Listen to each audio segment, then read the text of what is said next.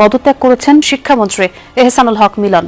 শিক্ষামন্ত্রীর পদত্যাগের দাবিতে রাজধানীর সায়েন্স ল্যাব ও উত্তরাতে শিক্ষার্থীদের বিক্ষোভ, সড়কের একপাশে যান চলাচল বন্ধ। শিক্ষামন্ত্রীর পদত্যাগ সহ বিভিন্ন দাবিতে দেশের কয়েক জেলায় বিক্ষোভ হয়েছে। শিক্ষামন্ত্রী এহসানুল হক মিলনের পদত্যাগ সহ বেশ কিছু দাবিতে রাজধানীর সায়েন্স ল্যাব মোড় ও উত্তরার বিএনএস সেন্টারের সামনে সড়ক অবরোধ করেন পরীক্ষার্থীরা। আমরা চাই মিলনের পদত্যাগ হোক, আমরা তার মতো শিক্ষামন্ত্রী চাই না।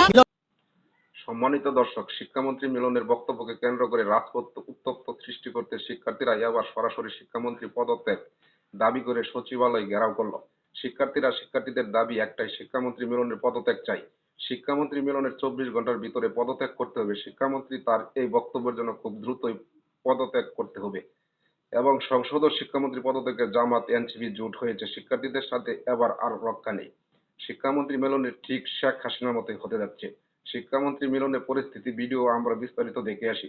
ভিডিওটি খুবই গুরুত্বপূর্ণ। অন্য ভিডিওটি দেখার অনুরোধ রইল। চ্যানেলে নতুন হয়ে থাকলে চ্যানেলটিকে সাবস্ক্রাইব করে পাশে থাকা বেল বাটনটি অন করে রাখবেন। পরবর্তী ভিডিওগুলো সবার আগে পাওয়ার জন্য ভিডিওতে একটি করে লাইক দেখতে থাকুন সম্পূর্ণ ভিডিওটি। ও উত্তরার বিএনএস সেন্টারের সামনে সড়ক অবরোধ করেন পরীক্ষার্থীরা। এতে ওই দুই এলাকার যান চলাচল বন্ধ হয়ে যায়। 14 জুলাই সকাল 11:30টার দিকে শিক্ষার্থীরা এসব সড়ক অবরোধ করেন। আন্দোলনকারীদের অভিযোগ, শিক্ষামন্ত্রী দায়িত্ব নেওয়ার পর থেকেই শিক্ষার্থীদের প্রতিপক্ষ হিসেবে দেখছেন। প্রশ্ন কঠিন ও ভুল দেওয়ার অভিযোগ করেন তারা। বৈরী আবহাওয়ার মধ্যে এইচএসসি পরীক্ষা নেওয়ারও তীব্র সমালোচনা করেন শিক্ষার্থীরা। আমরা চাই মিলনের পদত্যাগ হোক, আমরা তার মতো শিক্ষামন্ত্রী চাই না। কজ তিনি আমাদের কোশ্চেন প্যাটার্ন করছে, যেখানে একটা কোশ্চেন প্যাটার্নে 6 থেকে 40% কোশ্চেন ইজি থাকে যাতে আমরা পাস করতে পারি, বাট এমন কিছুই ছিল না। আমরা কোশ্চেন হাতে পাওয়ার পর দেখি আমরা কিছুই পারি না। কজ আমরা বিগত 5 সালের বোর্ড সলভ করছি, টেস্ট পেপার সলভ করছি, কোনো কোশ্চেন আসে নাই ওখান থেকে। তার উপরে 6 আর 7 নাম্বার কোশ্চেন ভুল ছিল। একটা বোর্ড কোশ্চেনে যদি ভুল থাকে তাহলে তিনি কি শিক্ষামন্ত্রী হলো? এরপরে তিনি বুয়েট চুয়েট এইসবের কোশ্চেন দিচ্ছে। বোর্ড এক্সামে আমরা কি বিসিএস এর এক্সাম দিতে যাচ্ছি? আমরা বোর্ড এক্সাম দিতে যাচ্ছি। তার উচিত ছিল আমাদের দিকটা বিবেচনা করা। আমাদের মানসিক এবং শারীরিক নির্যাতন করেছে। গত ইংলিশ সেকেন্ড পেপার পরীক্ষা হতে ফিজিক্স ফার্স্ট পেপার পরীক্ষা পর্যন্ত রীতিমতো তিনি আমাদের মানসিক এবং শারীরিক টর্চার উপরে রেখেছেন এবং তিনি ক্ষমতা আসার পরও আমাদের রুটিন সম্পর্কে 3টি তথ্য দিয়ে আমাদের বিভ্রান্ত করেছেন। তিনি ক্ষমতা আসার পরপরই তিনি আমাদের জানান কি জুলাই 17 তারিখ থেকে পরীক্ষা হবে এইচএসসি পরীক্ষা। তারপর আমরা জানতে পারি কি জুলাই 7 তারিখে সেটি নেওয়া হয় এবং জুলাই 7 তারিখ থেকে পরে সেটি আবার জুলাই 2 তারিখে নেওয়া হয়। রীতিমতো বিভ্রান্তিকর তথ্য দিয়েছেন তিনি আমাদের এবং আমরা রাস্তায় ডুবে ডুবে পরীক্ষা দিতে যাই, তার কোনো চিন্তাই নাই। আমরা অবরোধ করছি। আমি একটা এইচএসসি স্টুডেন্ট, আমার এক্সামের কোশ্চেন খুবই বাজে হচ্ছে। আমরা 10 বছরে যে বোর্ডে যেরকম কোশ্চেন সিমিলারের মধ্যে কোনো টাইপের মধ্যে আমাদের কোশ্চেনগুলো পড়তেছে না। সে কারিকুলাম স্ট্যান্ডার্ড না করে সে প্রশ্ন স্ট্যান্ডার্ড করতেছে, বাজে পরিমাণে কোশ্চেন করতেছে। আমরা যদি জিনিসগুলো নাই শিখে আসি, আমরা কি হিসাবে এই কোশ্চেনগুলোতে পরীক্ষা দিব বা কিভাবে বুঝে পরীক্ষা দিব? প্রত্যেকটা শিক্ষার্থী এখানে ঝরে পড়তেছে। কালকে কতজন শিক্ষার্থী পরীক্ষা দিতে পারে নাই? আমাদের ফেসবুকে ধারণা অনুযায়ী জানা গেছে 19,000-এর মতো শিক্ষার্থী পরীক্ষা দিতে পারে নাই। এ সময় শিক্ষামন্ত্রীর পদত্যাগ, দেশের বিভিন্ন এলাকায় চলমান দুর্যোগের প্রাদুর্ভাব পুরোপুরি শেষ না হওয়া পর্যন্ত এইচএসসি ও সমমানের পরীক্ষা স্থগিত রাখা সহ বেশ কিছু দাবি তুলে ধরেন আন্দোলনকারীরা।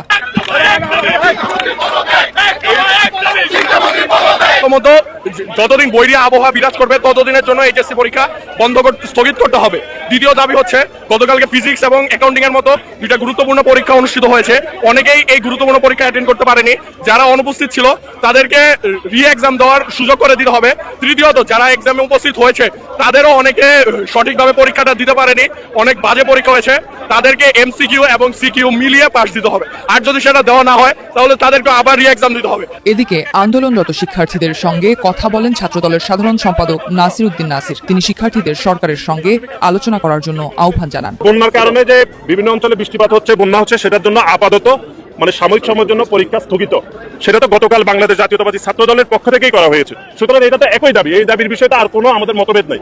এর বাইরে ওনারা 2-1টা বিষয় বলেছে, সেগুলো তো একটা টেকনিক্যাল বিষয়, যে কোশ্চেন সহজ হচ্ছে নাকি কঠিন হচ্ছে, এগুলো তো আর আমরা এখানে জাজমেন্ট করতে পারবো না। এগুলো হচ্ছে যারা এক্সপার্ট, শিক্ষক, বোর্ডের চেয়ারম্যান, ওনারা ঠিক করবেন। ওনাদের যদি কোনো যুক্তি থাকে সেটা বসে আলাপ করে সিদ্ধান্ত নেবে যে কি করবে। আর গতকাল আপনারা দেখেছেন যে ফিজিক্স পরীক্ষাতে যে 2টি কোশ্চেনের বিষয়ে সমস্যা হয়েছে, ইতিমধ্যে মন্ত্রণালয় থেকে আন্তঃবোর্ড থেকে এটির বিষয়ে বিবৃতি দেওয়া হয়েছে। আমি মনে করি ওটা ওইখানে সমাধান হয়েছে। এর বাইরে যদি কোনো যুক্তি থাকে সেটি আমি মনে করি আলাপ আলোচনার মাধ্যমে সমাধান হবে। এখানে কোনো বাড়তি কোনো জটিলতা নেই।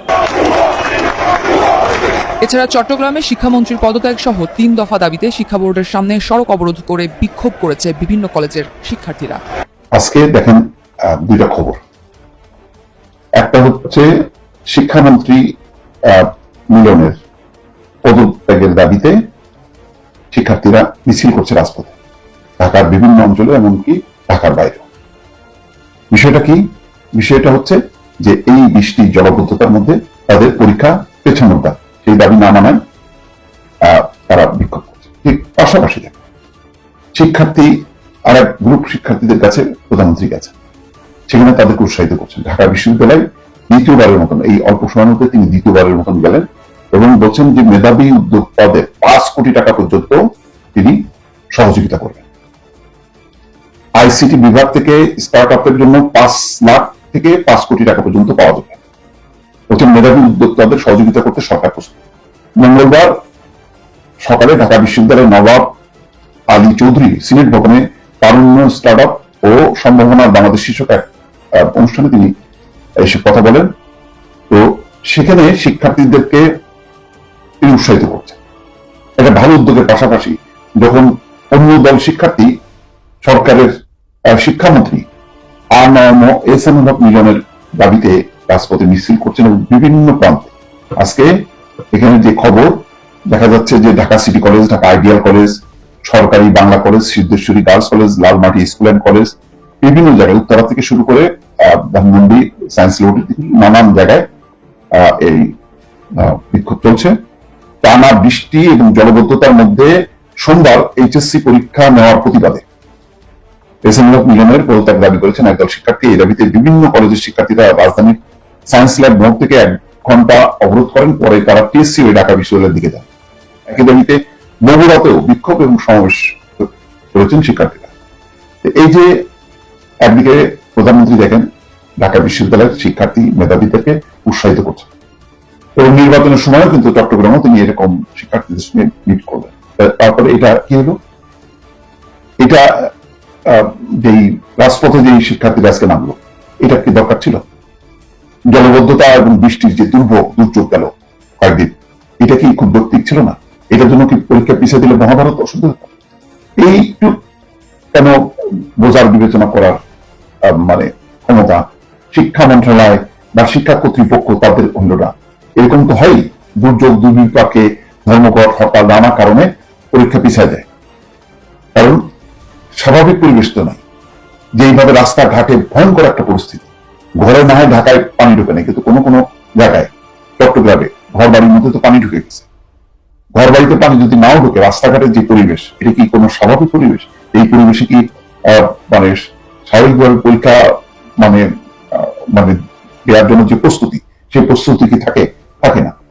এই অহেতুক একটা পরিস্থিতি মানে খুব অনায়াসে যেটা অ্যাভয়েড করা যেত, সেটা অ্যাভয়েড না করে এমন একটা মানে চাপানো যে না এটা বাধ্যতামূলক, এবং এর ফলে যে শিক্ষার্থীরা ক্ষুব্ধ হলো, তাহলে কি দাঁড়ালো? সংশ্লিষ্ট কলেজ কর্তৃপক্ষ কেউ সামাল দিতে পারলো না, সরাসরি স্টুডেন্টরা নেমে আসলো রাস্তা। এটা ভালো কোনো কাজ হলো না। ভালো কাজ বরং হলো ঢাকা বিশ্ববিদ্যালয়ে যে প্রধানমন্ত্রী মেধাবী শিক্ষার্থীদেরকে উৎসাহিত করা এবং 5 কোটি টাকা পর্যন্ত তিনি লোন পর্যন্ত